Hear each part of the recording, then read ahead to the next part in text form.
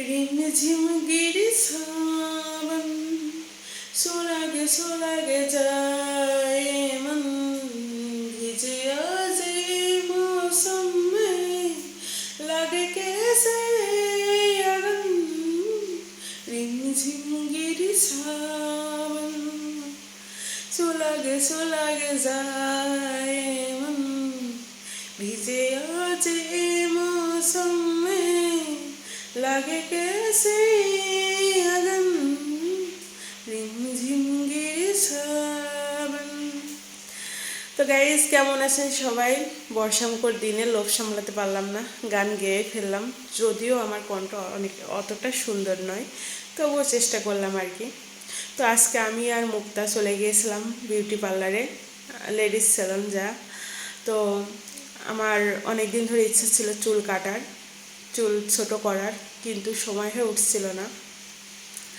আমি এর আগে যদিও 3 স্টেপ কাট দিয়ে চুল সবসময় ছোটোই রাখতাম। পরবর্তীতে বিউটি পার্লারের এক বৌদির কথায় আমি চুল বড় করেছিলাম এবং ভলিউম স্টার দেওয়ার পরে আমার চুল বড়ই ছিল। পরবর্তীতে আমার মনে হলো যে না, আমি 3 স্টেপ কাট দিয়ে দেখে আবার কেমন লাগে। তো এই নতুন লুকে আমাকে কেমন লাগছে অবশ্যই সবাই কমেন্ট করে জানাবেন। আগের লুকে বেশি ভালো লাগছিল কি এই লুকে বেশি ভালো লাগছে অবশ্যই জানাবেন বন্ধুরা। তো আমাদের কাজ শেষ আর আমরা এসেছিলাম আক্কাস আলী মার্কেটের 2য় তলায় বিউটি পার্লারে। আপুর নাম মাহবুবা, উনি বেশ সুন্দর কাজ করেন, নিখুঁত কাজ করেন। কাজ শেষ, এখন আমরা বের হচ্ছি। মুক্তা এর মধ্যে বলে উঠলো, আপু চলেন ফুচকা খাওয়া যাক। তো আমরা ফুচকা খাবো, তার পরবর্তীতে আমরা বাসায় ফিরবো। তো যেই কথা সেই কাজ বন্ধুরা, আমরা মার্কেট থেকে নামছি আর টুকটুক করে আমরা হেঁটে যাব, বেশি দূর না। আর রাজবাড়ি এটাই হচ্ছে মেইন শহর, ছোট্ট একটা পরিবেশ, ভালো বেশ। তো মামার এখানে আসছে ফুচকা খাইতে, মামার সাথে কথা হচ্ছে। মুক্তা বেশ দাঁড়ায় রয়েছে, অনেকক্ষণ সে পার্লারে থাকার কারণে বেশ একটু অধৈর্য হয়ে গিয়েছিল হয়তো, কিন্তু মুখে সে প্রকাশ করেনি। কিন্তু এখন বেশ হাসি খুশি।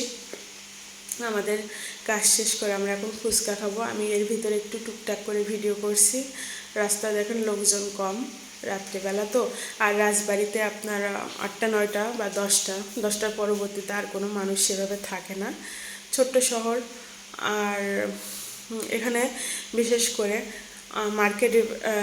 মার্কেট বলতে ওষুধের pharmacy, diagnostic centre, medical centre এইসবই বেশি। তো মামা ফুচকা বানাচ্ছে আর মামার সাথে কথা হচ্ছে। মামাকে বলছি মামা বেশি করে ঝাল দিবেন না, আমি ঝাল খেতে পারি না, আর সুন্দর করে আমাদেরকে ফুচকা বানিয়ে দেবেন। মামা বললো মামা নিশ্চিন্তে থাকুন, খেয়ে আপনাদের খারাপ লাগবে না আশা করি। তো মামা ফুচকা বানাচ্ছে আর আমরা টুকটাক গল্প করছি।